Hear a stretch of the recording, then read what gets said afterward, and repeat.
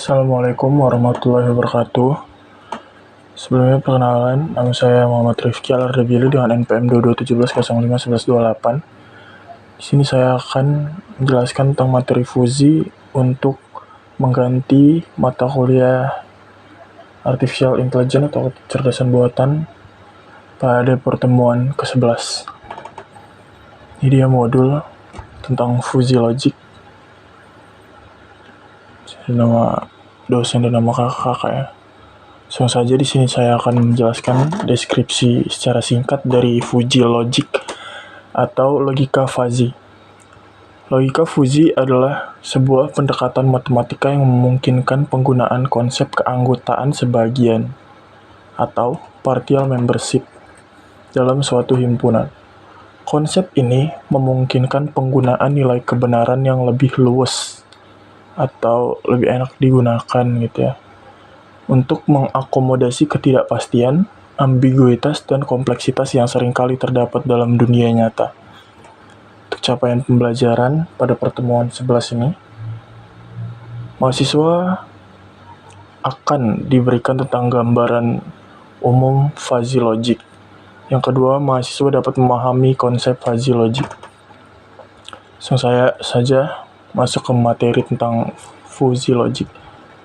Logika fuzzy adalah sebuah pendekatan matematika yang memungkinkan penggunaan konsep keanggotaan sebagian atau partial membership dalam suatu himpunan. Konsep ini memungkinkan penggunaan nilai kebenaran yang lebih luas untuk mengakomodasi ketidakpastian dan ambiguitas dan kompleksitas yang seringkali terdapat dalam dunia nyata. Pada gambar terdapat boolean logic dan fuzzy logic. Boolean logic hanya dapat memberikan keterangan ya atau tidak, atau true atau false yang mungkin sering muncul. Lalu sedangkan fuzzy logic memberikan keputusan ketiga atau tengah yang tidak termasuk ya atau tidak. Bisa kita lihat di bawah pada gambar ini. Yang atas merupakan gambar boolean logic. Contoh boolean adalah ada pertanyaan, apakah temperatur panas?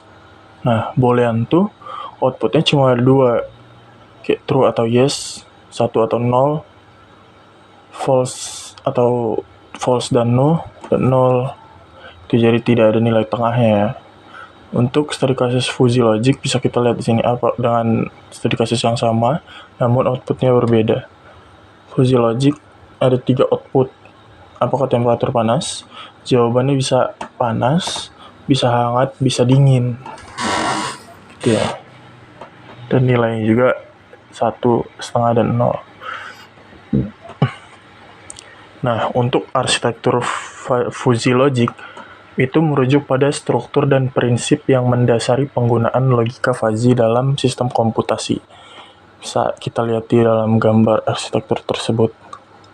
Pertama ada Cris input ke fuzzier, lalu fuzzy input setnya menuju ke intelligence, rulesnya juga ke intelligence, lalu dari fuzzier dan rules ke intelligence, lalu intelligence mengarah ke defuzzifier, lalu menghasilkan output fuzzy logic dengan rules yang ada. Lanjut, arsitektur ini dirancang untuk memfasilitasi implementasi dan pengoperasian sistem yang menggunakan logika fuzzy untuk mengatasi ketidakpastian dan ambiguitas dalam pengambilan keputusan. Berikut adalah beberapa komponen utama dari arsitektur fuzzy logic dan cara kerja fuzzy logic adalah: pertama, ada yang namanya fuzzy set atau himpunan fuzzy. Fuzzy logic menggunakan himpunan fuzzy untuk menggambarkan kelompok objek atau nilai dengan derajat keanggotaan yang berkisar antara 0 hingga 1.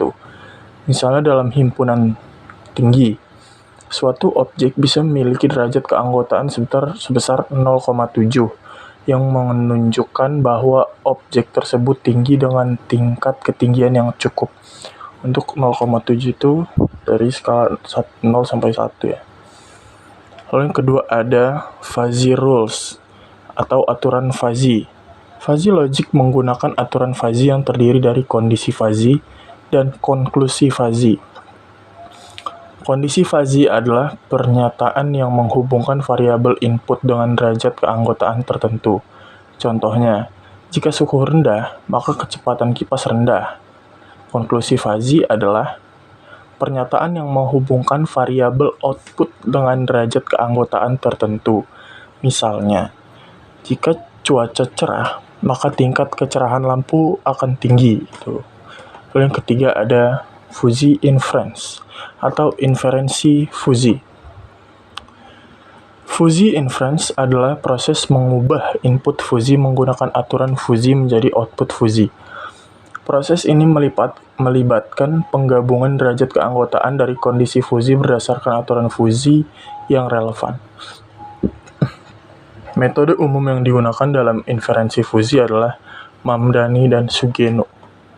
Lalu ada diffusification atau defusifikasi.